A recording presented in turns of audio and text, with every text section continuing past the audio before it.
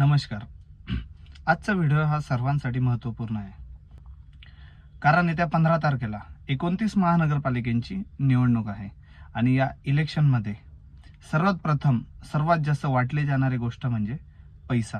निवडणुकीच्या काळात दारू, पैसा आणि पार्ट्या देणे हा कायद्याने गुन्हा आहे.